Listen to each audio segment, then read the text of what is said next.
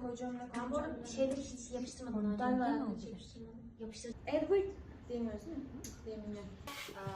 So I believe regardless of the genre.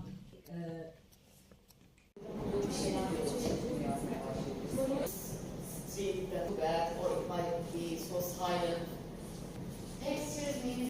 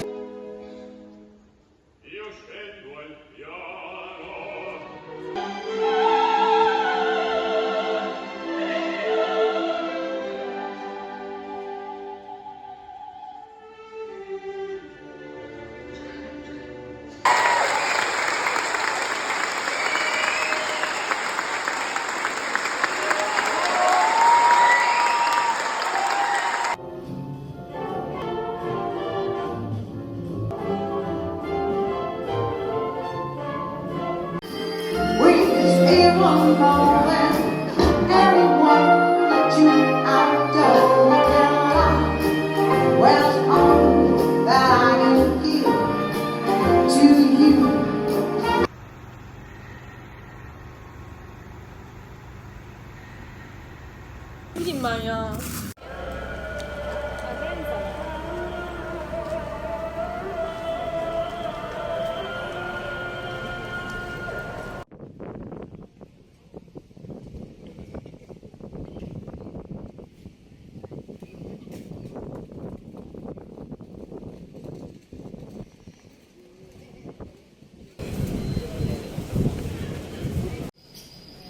Fiyeler, toplumsal.